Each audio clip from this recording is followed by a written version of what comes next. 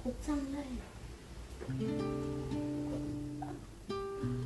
फक्त 1 चमचा हे पावडर 1 ग्लास दुधामध्ये मिक्स करून तुमच्या मुलांना दिलात तर 15 दिवसांमध्ये तुम्हाला फरक जाणवेल.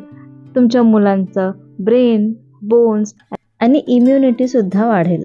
आज ही आपण जी प्रोटीन पावडर तयार करत आहोत ती स्पेशली मुलांसाठी तर आहेच, पण घरातले सगळेजण याला घेऊ शकतात आणि याची चव पण इतकी अप्रतिम आहे. तुम्ही बघितलं सुरुवातीला माझ्या मुलाला हे अतिशय आवडलं.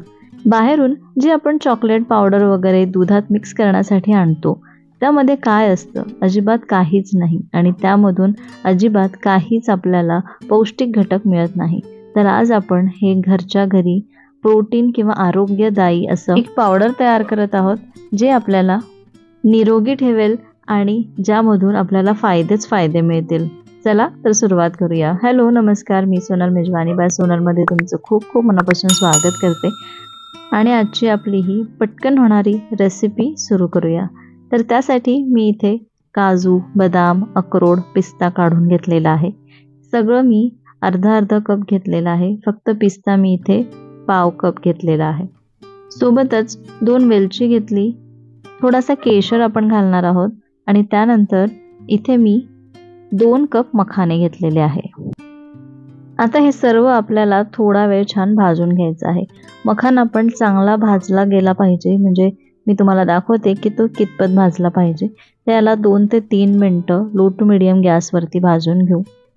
मखाना भाजायला जास्त वेळ लागत नाही, तो थोडा वेळ छान क्रिस्पी होतो. असा क्रिस्पी झाला ना की आपला मखाना भाजून झालेला आहे असं समजायचं आणि याला काढून घेऊ आणि आता याला पण थंड करून घेऊ. आता याचप्रमाणे हे सगळे ड्रायफ्रुट्स पण भाजून घेऊ.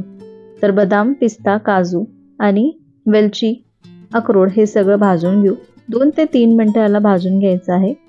भाजताना आपल्याला गॅस अगदी लो ठेवायचा आहे आणि फक्त 2 मिनिटं याला भाजून घेऊ. हे थोडंसं गरम होतपर्यंत भाजून घ्यायचं आहे, जास्त आपल्याला याला भाजायचं नाही आहे. इथे मी गॅस बंद केला आणि थोडंसं यामध्ये केशर घातलं.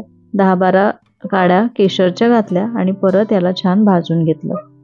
गॅस तेव्हा बंद होता. आता हे सगळं परत थंड करून घेऊ.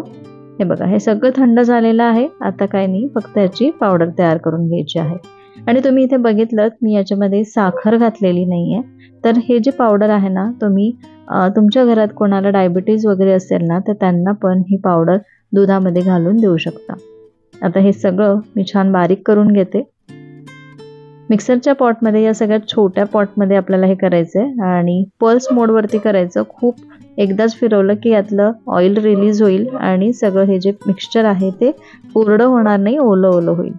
तर पल्स मोडवरती किंवा थोडंसं ऑन ऑफ करत करत हे पावडर बारीक करून घ्यायचं. हे बघा, या पद्धतीचं टेक्स्चर असायला पाहिजे आणि आपलं हे प्रोटीन पावडर, मिल्क पावडर तयार आहे. आता हे एका बर्नीमध्ये भरून घेऊ. बर्नी जी आहे ना ती छान अशी ड्राय असायला पाहिजे आणि अजिबात ओली नको. जर ओली असेल तर मग ह्याचं म्हणजे गडा होईल आणि मग ते आपल्याला यूज करता येणार नाही. तर हे बघा, आपलं हे पावडर तयार आहे. याला पॅक करायचं आणि मी याला फ्रीजमध्ये ठेवत आहे. तुम्ही याला बाहेर पण ठेवू शकता. ही बाहेर किंवा फ्रीजमध्ये महिनाभर चांगली टिकते. तर रोज सकाळी माझा मुलगा शाळेत जाताना दूध पिऊन जातो, तेव्हाच मी त्या दुधामध्ये 1 चमचा 2 चमचे असं क्वांटिटी ज्यानुसार असेल तर तसं घालते. आणि इथे आपण साखर घातलेली नाही आहे, तर मी थोडीशी याच्यामध्ये साखर घालते. दूध घालू 1 कपभर आणि छान मिक्स करू आणि हे दूध आपण आपल्या मुलांना देऊ. तर तुम्ही बघू शकता माझ्या मुलाची रिॲक्शन सुरुवातीला तुम्ही बघितलंच असेल. तर याची टेस्ट पण अप्रतिम आहे. तुमच्या मुलांना नक्की आवडेल. तर ही रेसिपी आवडली असेल तर एक लाईक करा, जास्तीत जास्त शेअर करा आणि अजूनपर्यंत चॅनलला सबस्क्राईब केलं नसेल तर प्लीज सबस्क्राईब करा. पुन्हा भेटते अशाच एका मस्त रेसिपीसोबत. तोपर्यंत बाय बाय.